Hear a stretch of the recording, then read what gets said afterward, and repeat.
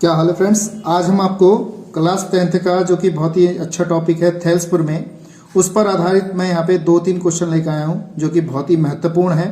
और UP board 2024 में इन पेपरों में, यानी कि 2024 का यूपी बोर्ड का एग्जाम होगा हाई स्कूल का, उसमें ये वाले क्वेश्चन आपके जरूर आएंगे। ठीक है दोस्तों, तो आपको अच्छी तरह इनको समझना है, कैसे करना है आप इसको अच्छी तरह समझिएगा और करिएगा, और प्रैक्टिस जितना करेंगे उतना आपको अच्छी तरह समझ में आएगा। ठीक है दोस्तों, तो देरी ना करते हुए स्टार्ट करते हैं। तो आप मुझे जानते हैं, मेरा नाम है साकेत और आप देख रहे हैं मेरा चैनल साकेत वाला मैथ। चलिए शुरू करते हैं। तो मैंने यहाँ पे लिखा है थेल्सपुर में आधारित महत्वपूर्ण प्रश्न 2024 में, बहुत ही अच्छे रहेंगे ये। इनकी प्रैक्टिस ज्यादा करिएगा, जितना प्रैक्टिस करेंगे उतना आपको अच्छी तरह समझ में आएगा। जैसे क्वेश्चन नंबर 1 है हमारा, चित्र में डीई समांतर बीसी है, यानी कि डीई जो समांतर है वो किसके है, बीसी के। वैसे यहाँ पर भी इस चित्र में भी डीई समांतर किसके है, बीसी के। ये दोनों सवाल बहुत ही इंपॉर्टेंट है, पेपर में आ चुके हैं और यही क्वेश्चन इस बार भी पेपर में आने के चांस रहेंगे। मैं ये नहीं कह रहा कि 101% या 100% आएंगे, लेकिन 99% ये पेपर में जरूर आएंगे। इसको अच्छी तरह प्रैक्टिस में करिएगा जरूर। तो चित्र 1 में ईसी, हमें ईसी का मान ज्ञात करना है, यानी कि इसका मान ज्ञात करना है। और सेकंड में एडी का मान, यानी कि इसका मान हमें यहाँ पे ज्ञात करना है। तो चित्र हमारे सेम एक ही जैसे हैं, बस इसमें थोड़ी सी भुजाएं हमारी अलग अलग दे रखी है। जैसे हमें एडी का मान दिया है, यहाँ पे बीडी का मान दिया है, ईसी का मान हमें ज्ञात करना है और ए का मान यहाँ पे दिया हुआ है। तो ऐसे इसको हल करते हैं। कैसे करते हैं वीडियो पे बने रहिएगा, स्किप नहीं करना है। अगर स्किप करेंगे तो आपको समझ में नहीं आएगा। ठीक है दोस्तों, तो कैसे करते हैं देखिएगा। हमारे पास यहाँ पे सबसे पहले जो वैल्यू है एडी दे रखी है, आप सबसे पहले सारी वैल्यू आप लिख लीजिए। एडी का मान दे रखा है हमें 1.75 सेंटीमीटर। डीबी, हमारे पास डीबी का मान दे रखा है 3 सेंटीमीटर और एई का मान हमें दे रखा है 1 सेंटीमीटर और ईसी का मान हमें क्या करना है, ज्ञात करना है।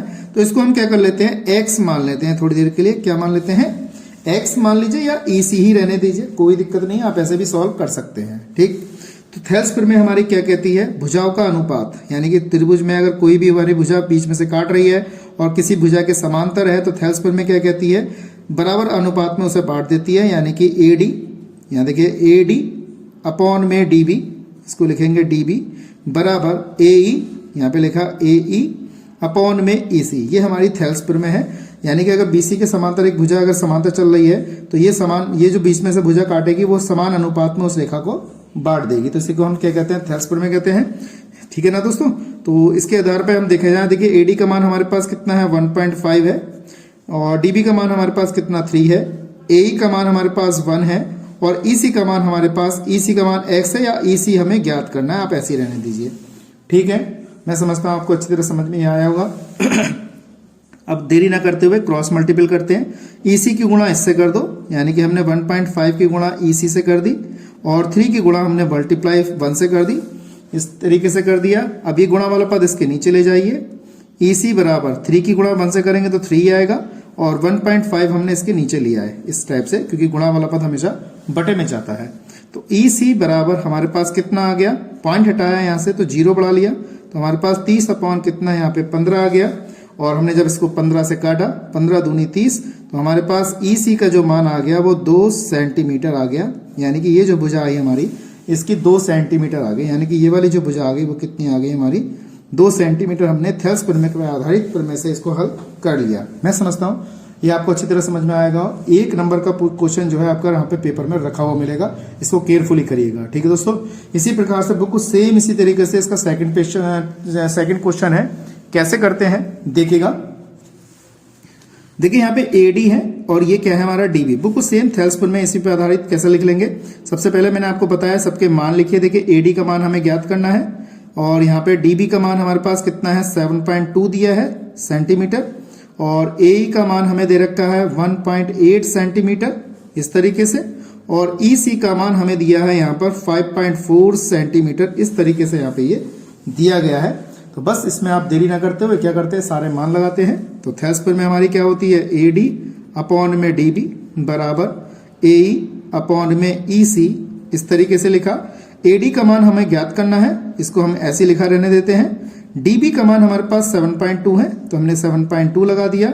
एई का मान हमारे पास 1.8 है और ईसी का मान हमारे पास, यानी कि ईसी जो है हमारे पास 5.4 है। अब देखिए AD यहाँ पे तो ऊपर है तो इसे ले जाने की जरूरत नहीं, यहाँ पे EC नीचे था तो इसके ऊपर ले गए थे हम, यहाँ पे तो इसे ले जाने की जरूरत ही नहीं, तो बस इसकी क्रॉस मल्टीपल कर लीजिए। तो AD बराबर 1.8 गुणा 7.2 अपॉन में 5.4, इस तरीके से मैंने यहाँ पे वैल्यू लगा दी है। अब यहाँ से देखिए इसका पॉइंट मैंने इससे हटा दिया और इसका पॉइंट हटाऊंगा तो एक 10 नीचे आ जाएगा, क्योंकि पॉइंट हटाने पर एक संख्या बढ़ जाती है। तो 18 गुणा 72 अपॉन में 54 इंटू 10 हमारे पास बचा है। ठीक है दोस्तों, ये हमारे पास बचा 18 एकम 18 तिया हमारे पास कितना होगा 54, यानी कि 54 हो जाएगा। हमारे पास 3 एकम 3, इससे काट देंगे, 3 दूनी 6 या और एक इधर जाके 12 हो गया, 3 चौक कितना हो गया 12। तो AD का मान हमारे पास कितना आ गया, AD बराबर 24 अपॉन कितना 10। जब इससे इसको भाग करेंगे तो AD बराबर हमारे पास 2.4 सेंटीमीटर भुजा आ जाएगी। और हमने इसको भी क्या किया, थेल्स प्रमेय से बहुत ही आसान तरीके से इसको यहाँ पे हमने ज्ञात कर लिया। मैंने स्टेप बाय स्टेप समझाया और बहुत केयरफुली करिएगा, या तो ये प्रश्न आएगा या फिर ये वाला प्रश्न आएगा। ठीक है दोस्तों, दोनों में से आपको कोई सा भी प्रश्न आ जाए, मैं समझता हूँ हार्ड नहीं लगेगा, आपको बहुत इजी तरीके से लगेगा। पूरे YouTube चैनल पे किसी ने नहीं बताया होगा इस तरीके से मैंने बताया। और इसको अगर आपको वीडियो अच्छी लगी हो तो चैनल को सब्सक्राइब कर लीजिएगा और बेल आइकन को प्रेस कर लीजिएगा, और जिससे कि नया नोटिफिकेशन आपको तुरंत मिले। और वीडियो को ज़्यादा शेयर कीजिएगा। इसी क्रम में एक प्रश्न और है जो एंगल ज्ञात कराता है, वो थेल्स प्रमेय पर आधारित नहीं है लेकिन एंगल जरूर ज्ञात कराता है, उसमें वो भी क्वेश्चन पेपर में आया हुआ है। कैसे करते हैं देखिएगा। तो ये देखिए दोस्तों, अगला प्रश्न हमारे पास है, ये वाली इसकी आकृति दे रखी है। कह रहा आकृति में ODC समरूप त्रिभुज है हमारे पास कितना OBA, और इसका कोण जो दे रखा है BOC, यानी कि हमारे पास BOC 125 दिया हुआ है। CDO यानी कि C ये D और O हमारा 70 डिग्री दे रखा है। तो कह रहा है कोण ज्ञात करिए। तो हमें DOC ज्ञात करना है, DCO ज्ञात करना है और OAB हमें क्या करना है यहाँ पर ज्ञात करना है। तो कैसे करते हैं देखिएगा। अब देख लीजिए, अगर ध्यान से समझे तो ये वाली हमारी एक सरल रेखा है, ये वाली सरल रेखा हो गई, और इस रेखा के बीच में से एक रेखा ऐसे जा रही है जो कि 125 का कोण बना रही है। तो हम सबसे पहले क्या करते हैं, इस वाले कोण को ज्ञात कर लेते हैं यहाँ से। तो सरल रेखा पे बना हुआ कोण कैसा होता है, 180 डिग्री का होता है। तो लिखने का तरीका हमारा क्या रहेगा, एंगल यहाँ से स्टार्ट करते हैं DOC, यहाँ पे ज्ञात करते हैं DOC प्लस का कोण, देखिए DOC ज्ञात कर लिया, फिर COB ज्ञात कर लेते हैं। एंगल लिख लेंगे हम यहाँ पर COB, ठीक है, ये लिख लेंगे हम एंगल यहाँ पे COB, इस तरीके से लिखा एंगल COB बराबर कितना हो जाएगा हमारे पास 180, क्योंकि सरल रेखा पे बनने वाले कोण हमारा 180 का होता है। तो इसको हम यहाँ पे इसको लिखेंगे जरूर। अब देखिए हमारे पास ये लिखा हुआ है, तो DOC हमें क्या करना है, ज्ञात करना है। DOC हमें दे ही नहीं रखा है, और COB हमें दे रखा है। COB कितना है 125 दिया है, तो यहाँ लिख देंगे 125 बराबर 180 डिग्री। तो DOC ये इधर जाएगा तो हमारे पास माइनस का हो जाएगा 125, तो हमारे पास DOC निकल के आया कितना 55 डिग्री का कोण निकल के आ गया। यानी कि अगर देखा जाए तो ये वाला कोण हमारा 55 डिग्री यानी कि 55 डिग्री का कोण है।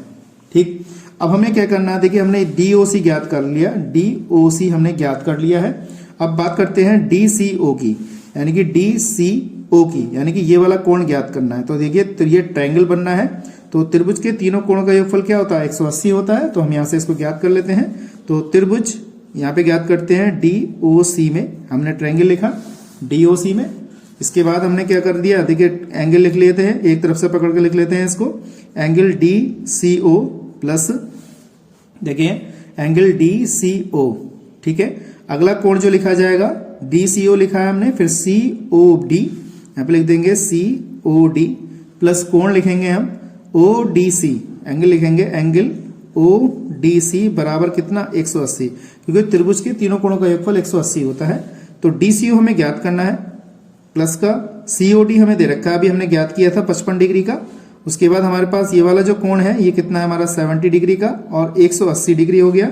इस तरीके से मैंने यहाँ पे लिखा। उसके बाद देखिए DCO प्लस ये वाले जो कोण हो गए हमारे पास 70 और 55 कितना हो गया हमारे पास, ये जो कोण हुआ ये हो गया हमारे पास देखिए 1, यहाँ पे 5 आ जाएगा, और 7 5 12 125 बराबर कितना 180 डिग्री आ गया। अब हमने क्या किया 125 को उधर भेज देंगे, एंगल DCO बराबर 180 माइनस 125, और DCO बराबर भी हम जब घटाएंगे तो 55 डिग्री हमारा यहाँ पे ये कोण आ जाएगा। 180 में से जब हमने DCO ज्ञात किया, कौन सा कोण DCO ज्ञात किया है, तो ये वाला कोण भी कितना आ गया हमारा 55 डिग्री हो गया। तो हमने देखिए तीनों कोण ज्ञात कर लिए यहाँ पर। अब हमें ज्ञात करना है ए, देखिए कोण कौन सा ज्ञात करना है हमें, एंगल ओ ए बी। तो ओ ए और बी ज्ञात करना है, तो ये वाला कोण हमारा ज्ञात करना है। अब देखिए ध्यान से देखिएगा, ये एकांतर कोण है। कैसा कोण है, एकांतर कोण है। जैसे ये जेड बना हुआ है, जेड के अंदर बने हुए कोण कैसे होते हैं, एकांतर होते हैं। तो ये आपस में कैसे होंगे, बराबर होंगे। तो मैं इसको लिख देता हूं, ये एंगल हमारे पास डी सी ओ बराबर कोण है, यहाँ पे लिख देते हैं ओ ए बी। तो ये कैसे कोण है, हमारे एकांतर कोण है। और एकांतर कोण कैसे होते हैं, बराबर कोण होते हैं। तो जो कोण हमारा 55 डिग्री का वो है, वही कोण हमारा 55 डिग्री का ये भी होगा। तो ये भी हमारा कितना हो गया, 55 डिग्री। तो यहाँ पे लिख देते हैं ये 55 डिग्री है हमारा, तो ये भी हमारा कितना होगा, 55 डिग्री। तो हमने क्या किया ऐसे, तो एंगल ओ ए बी हमने क्या ज्ञात कर लिया, 55 डिग्री ज्ञात कर लिया एकांतर कोण से। इसी प्रकार से अगर देखें, अगर उसने ये पूछा होता ये वाला कोण क्या होगा, तो ये वाला कोण हमारा ऐसे, ये जेड के अंदर बना हुआ कोण है, तो ये भी 70 डिग्री का होता। तो ऐसे हम ज्ञात कर सकते थे। और अगर शीर्षाभिमुख कोण पूछता, ये वाला कोण पूछता, तो 125 का है, तो ये भी 125 डिग्री का होता। तो शीर्षाभिमुख कोण में इस टाइप से हम ज्ञात कर सकते थे। ठीक है दोस्तों, तो आज हमने आपको यहाँ पे बहुत ही 2 महत्वपूर्ण प्रश्न सिखाए, जो कि बोर्ड एग्जाम में काफी महत्वपूर्ण है और ये ज्यादातर बोर्ड एग्जाम में पूछे जाते हैं। तो इसको केयरफुली करिएगा, जितना आप प्रैक्टिस करेंगे उतना आपको अच्छी तरह समझ में आएगा। ठीक है दोस्तों, तो आज के लिए इतना ही। नेक्स्ट वीडियो में मिलेंगे ऐसे इंटरेस्टिंग क्वेश्चनों के साथ। जय हिंद, वंदे मातरम।